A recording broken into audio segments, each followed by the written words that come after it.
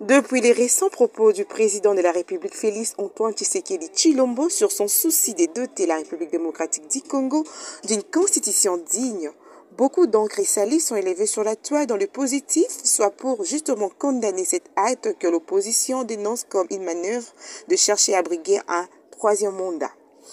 La dernière en date est celle du coordonnateur général de la société civile, Christopher Ngoy Mutamba. Suivez. Bon, la révision de la Constitution, vous voulez dire.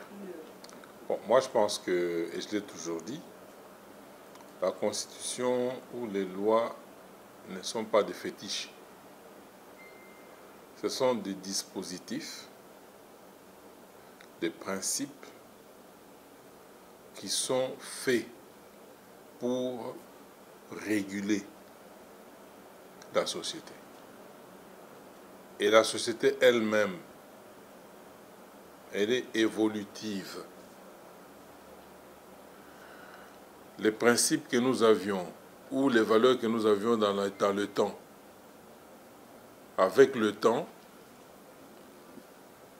ont changé. Les a priori ont changé. Et il est normal que la Constitution qui est là pour réguler la vie politique du pays ou de la nation, dès l'instant qu'on constate qu'elle devient obsolète, il y a des lois qui desservent la nation.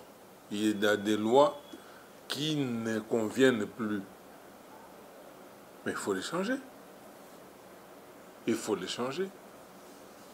La Constitution des États-Unis a été changée plusieurs fois. C'est une petite constitution en termes d'articles, mais elle a été changée plusieurs fois. Et la nôtre, s'il y a des articles qui posent problème.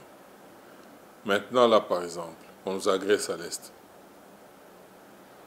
Nous, société civile, à l'époque, c'était en tant que synergie Congo Culture et Développement. Nous étions opposés lors du référendum à l'adoption de ce que nous avons comme constitution aujourd'hui.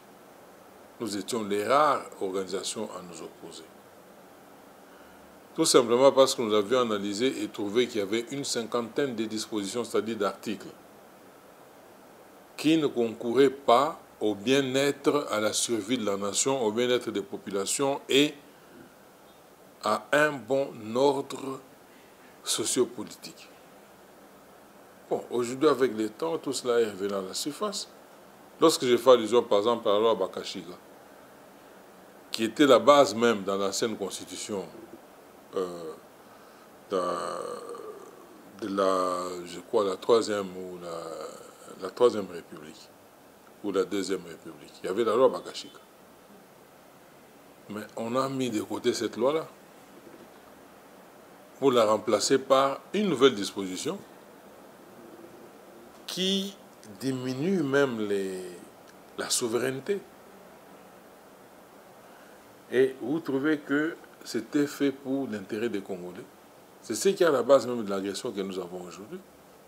On vous dit que l'État n'exerce qu'une certaine souveraineté sur les richesses sous le sol et le sous-sol. C'est-à-dire quiconque est armé, quiconque a la possibilité de disposer d'un territoire, bon, il fait la loi, il en jouit. Ce qu'il extrait là-bas lui appartient. Quiconque acquiert un droit minier, bon, il fait tout ce qu'il veut, il acquiert les Mangatutu ici. Tous les minéraux extraits par Mangatutu passaient par Kinshasa ici. Ça ne passait pas par Kinshasa, ça passait par le Rwanda. Il se comportait comme il voulait. Qui lui a donné cette possibilité? C'est la Constitution.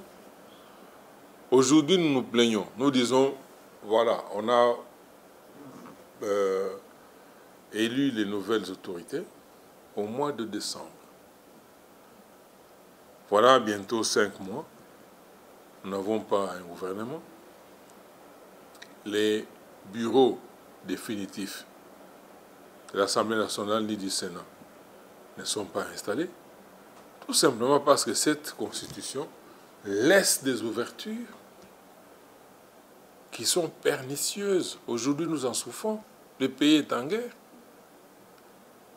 Le président a besoin d'avoir à portée de sa main la possibilité de réunir les deux chambres en congrès pour prendre certaines décisions qui s'imposent pour la survie de la nation, mais il ne peut pas le faire. Il ne peut pas le faire. Et d'aucuns trouvent que c'est normal. Bon, tout simplement parce qu'on ne veut pas la Constitution. Auquel cas, il faut changer toutes ces dispositions-là contenues dans la Constitution qui desservent la vie de la nation. Oui. Le bureau définitif, nous sommes peinés. Nous sommes peinés de voir que... Et ce n'est pas parce qu'il y a eu les primaires au niveau de l'Union sacrée qui ont fait que chacun a eu le temps de tester sa capacité à gagner ou à perdre. Et maintenant, là, qu'il faut aller sur le round final.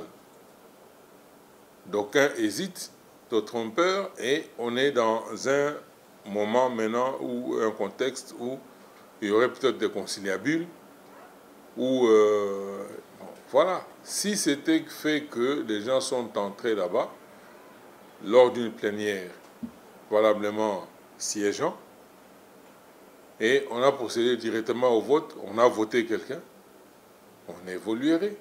Maintenant là, qui bloque? Politiciens, oui. les jeunes. C'est le jeu politique qui bloque. C'est le jeu politique qui bloque et qui s'assert sur le manque de contraintes au niveau de la Constitution. Maintenant, si c'était l'opposition, là, vous allez dire, c'est l'opposition qui bloque. Maintenant, c'est l'Union sacrée vous-même. Vous condamnez, qui vous donnez tort à qui?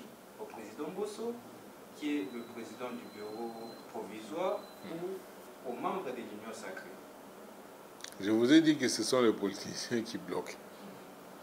Ok? Je dis bien, tous sont des politiciens, n'est-ce pas ça? Et c'est le jeu politique qui bloque. Il y a des conciliabules, il y a des ceci, et puis tout qui bloque, c'est la Constitution. C'est la Constitution qui n'a pas prévu des contraintes qui pousseraient ces gens-là à décanter la situation rapidement. Et il faudrait maintenant y penser. Il est temps, d'ailleurs. De dire qu'il faudrait que prochainement, dans la future Constitution, nous puissions y truffer de contraintes qui feront comme on a vu au Sénégal là-bas. Ils ont une Constitution, mais qui a fait que, dès qu'on a élu le président, moins d'une semaine, il a désigné son Premier ministre, et puis, moins d'une semaine, il y a eu déjà un gouvernement, et la continuité des affaires de l'État, ça continue. Au lieu d'avoir une période tampon où les sortants gèrent ou assument les affaires courantes, entre-temps, ils ne peuvent pas prendre certaines décisions. Hein, et l'avènement du nouveau gouvernement traîne, pour ne pas dire s'enlise. Et c'est une période où le Rwanda, sachant que on ne peut rien lui faire en ce moment parce que le président sera obligé d'abord de réunir les deux chambres du Parlement en congrès pour prendre une décision de faire la guerre. Bon, il s'est dit, je peux me lancer des bombes, je peux faire ceci, en ce moment, ils ne me feront rien. Alors vous voyez ce que ça fait. Ça dit, tout peut nous arriver pendant une période de flottement. Hein? Et c'est très mauvais. Il faudrait que prochainement, dans la future Constitution, nous puissions réduire sensiblement cette période de flottement ici. Oui. Du moment qu'on considère le gouvernement comme étant la rétribution des organisations politiques, on parle toujours de partage, des partages. On ne partage qu'un butin, n'est-ce pas ça? Alors, nous pouvons que avoir ce genre de situation. Nous ne pouvons qu'avoir ce genre de situation. Mais lorsque on va bouger la Constitution, on fera en sorte que ces genres de choses-là puissent changer. Et puis, le nombre de ministres. Chacun veut être au gouvernement. C'est ça le problème. Chacun veut être au gouvernement. On vous parle de poids politique. Bon, le poids politique, là, c'est quoi?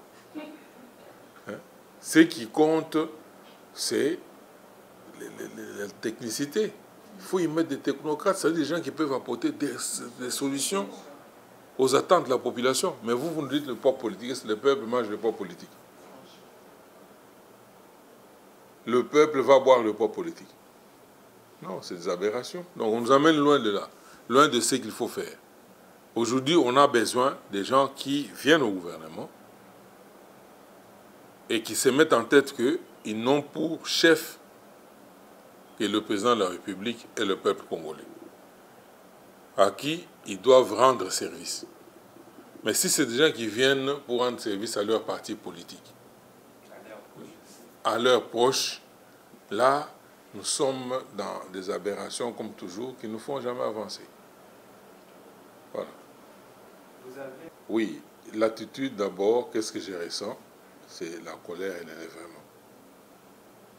De voir qu'il y a des aventuriers qui se permettent de lancer des bombes en plein jour sur des pauvres populations, des surcroîts,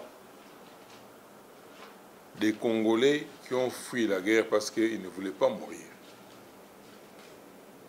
Ils se retrouvent dans le camp de Mugunga et on les poursuit jusque-là pour les bombarder.